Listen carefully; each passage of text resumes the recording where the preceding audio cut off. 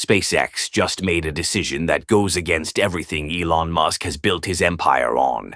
To beat China in the new space race, they're willing to sacrifice Starship's reusability.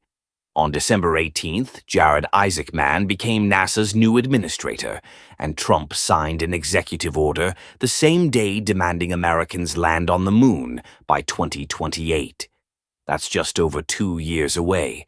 Can SpaceX strip down Starship, remove the heat shield and flaps, and still win this race? And what happens if China gets there first?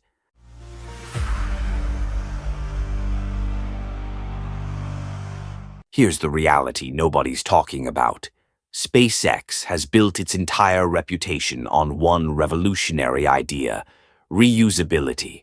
Every Falcon 9 landing, every booster catch, every heat shield test has been about proving rockets don't have to be throwaway machines.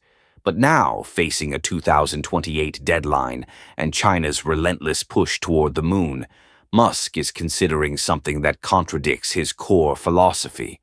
A simplified Starship with no heat shield, no flaps, designed to fly once and stay on the moon forever. Why would SpaceX abandon the very principle that made them dominant? The answer lies in what happened on December 18th, 2025. Jared Isaacman, who actually flew to space with SpaceX and understands commercial spaceflight from the inside, was sworn in as NASA's 15th administrator. The same day, President Trump signed an executive order titled Ensuring American Space Superiority, demanding Americans land on the moon by 2028, not 2030, not eventually, 2028. That gives SpaceX roughly 2 years to accomplish what seems impossible. Finish Starship HLS, master orbital refueling in conditions nobody has ever tested, and fly an uncrewed landing mission to the lunar surface. Can they actually pull this off? Let's break down what SpaceX needs to deliver. First, they need at least 2 complete Starship HLS vehicles. One for the uncrewed test landing, and another for Artemis 3 with actual astronauts on board. But here's the problem we need to address. Building a single HLS takes years, not months. The heat shield alone requires approximately 18,000 specialized ceramic tiles, each one hand-installed and inspected. The massive steel flaps weigh several tons and cost an estimated $5 million just for materials and installation. Assembly time for a fully featured Starship? Roughly 2 months per vehicle. Now, picture what happens if the test mission fails. Equipment malfunctions, landing system errors, or propellant transfer issues could destroy the test vehicle. What's the backup plan? Build another one and wait 2 more months? That timeline doesn't work when China is breathing down your neck with a confirmed 2030 target. They haven't delayed once. This is where the simplified Starship becomes brilliant strategy, not compromise. Strip away the heat shield entirely because this vehicle only travels one direction, Earth to Moon.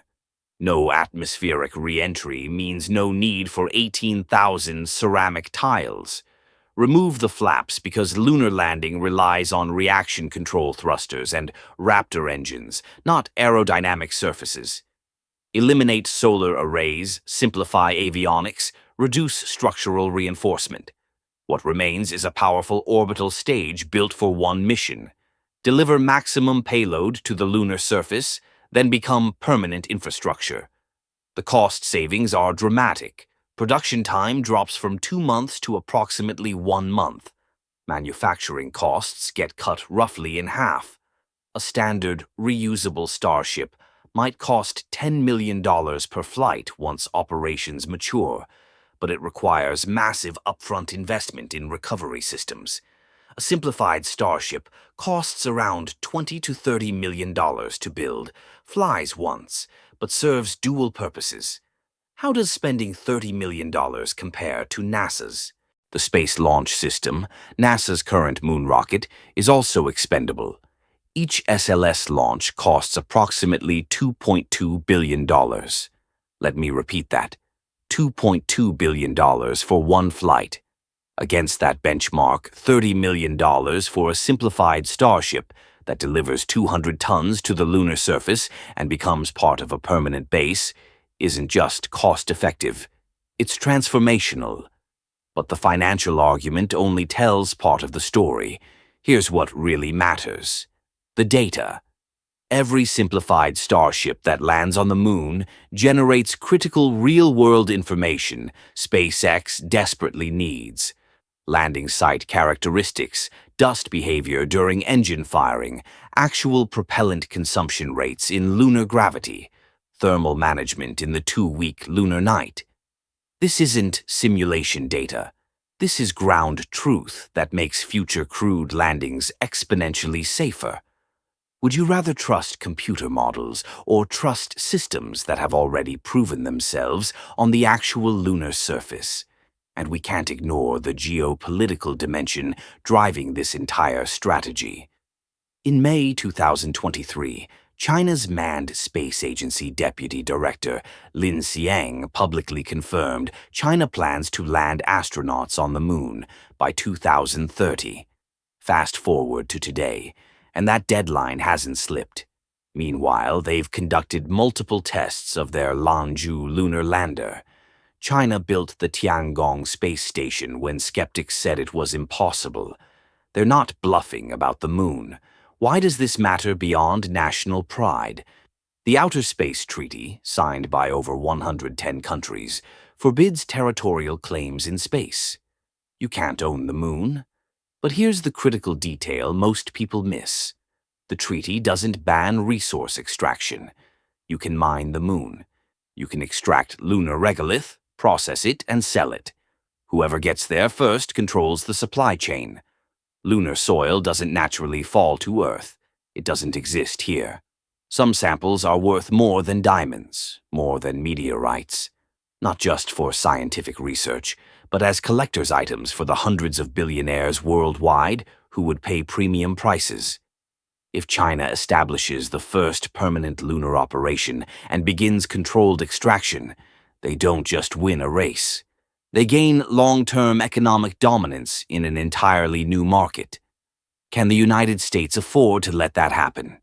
This is where simplified Starship becomes essential beyond just beating deadlines. SpaceX can accelerate uncrewed HLS test landings, validate landing systems faster, and dramatically increase Artemis 3's success probability. But there's another challenge just as difficult that nobody's solved yet: orbital refueling. Starship can reach low Earth orbit on a single launch, but going to the Moon requires refueling in space using multiple tanker flights. Nobody has ever transferred cryogenic propellant in microgravity. Liquid methane sits at around minus 160 degrees Celsius, liquid oxygen at minus 183 degrees Celsius. Both are constantly boiling off even inside insulated tanks. In microgravity, liquid doesn't settle at the bottom like on Earth. It floats unpredictably. Managing pressure, flow rates, venting, and thermal control while transferring propellant between two spacecraft traveling at 17,000 miles per hour represents an engineering nightmare. SpaceX doesn't even know yet how many tanker flights one lunar mission requires. Estimates range from 8 to 16 launches. That uncertainty is unacceptable for mission planning. A live orbital refueling demonstration using simplified Starship, potentially happening as early as June 2026, would finally provide real-world data and allow confident mission architecture. Looking beyond Artemis 3, simplified Starship could enable something even bigger: Moonbase Alpha. Planned near the lunar South Pole where water ice is available, the base needs habitats, power stations, and full ISRU systems for resource utilization. That means extracting oxygen from lunar regolith using local materials. Massive amounts of hardware must be delivered from Earth. Simplified Starship would still use 6 Raptor 3 engines producing around 1,600 tons of thrust, but with major systems removed, dry mass could drop 20 to 30%. Fully fueled at 1,400 tons, same thrust but less mass creates huge advantages. Super Heavy can push it to higher energy orbits, reducing orbital refueling flights needed. The moon journey becomes easier, landing more precise. Cargo capacity could reach 200 tons per flight. That dramatically shortens construction timelines for Moon Base Alpha while maintaining American leadership in space. Each simplified Starship that lands doesn't become waste. It becomes infrastructure, potentially repurposed as storage facilities, emergency shelters, or even raw material for future construction. But here's the uncomfortable truth SpaceX may need to admit. They committed too heavily to full reusability from day one. Reusability is the holy grail of spaceflight economics, and Musk built his vision around it. But making Starship fully reusable means solving unprecedented problems at unprecedented scale. Flight after flight has focused on landing attempts, heat shield performance, and flap control, while the simple act of delivering payloads to orbit keeps getting delayed. If SpaceX had started with a simple, expendable upper stage in 2023, they might already have dozens of successful orbital missions completed. They could have refined operations, validated refueling, and proven out Super Heavy booster recovery, which carries the most expensive Raptor engines. Then, once flight cadence was stable, reusability could have been added incrementally. Instead, they're trying to perfect everything simultaneously while China's clock keeps ticking. Is this strategy shift an admission of failure or brilliant adaptation? The SpaceX mindset has always been pushing into territory the industry never dared enter. That's exactly why they've become the world's leading private space company. But winning requires more than philosophy. It requires results on impossible timelines against a competitor that doesn't hesitate or second-guess itself. So here's what the simplified Starship really represents. It's not SpaceX admitting defeat on reusability. It's Elon Musk making a calculated decision that winning matters more than being ideologically pure. Sometimes the smartest strategy isn't the one that looks best on paper. It's the one that gets you to the finish line first. China isn't going to wait for SpaceX to perfect heat shields and flap control. They're building hardware, testing landers, and sticking to their 2030 deadline with the kind of discipline that built Tiangong when everyone said it was impossible. If the United States wants to maintain space leadership, if America wants to control lunar resource extraction instead of watching China monopolize it, then SpaceX needs vehicles landing on the moon in 2026 and 2027. Not just simulations and ground tests. A simplified Starship costing $30 million that becomes permanent lunar infrastructure beats a $2.2 billion SLS that splashes into the ocean. It beats waiting another year for perfect reusability while China plants their flag first. It beats losing the next 50 years of space economics because we were too committed to one approach. The question isn't whether simplified Starship is feasible.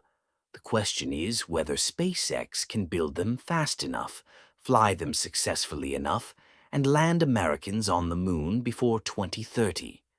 Because if they don't, we already know who will. What do you think? Is sacrificing reusability the right move, or should SpaceX stick to their original vision, regardless of the timeline? Drop your thoughts in the comments below. If this breakdown helped you understand the stakes of the new space race, hit that like button and share this video. And subscribe to New Space Review so you don't miss our coverage as this historic race unfolds. The next 2 years will determine who controls humanity's future beyond Earth.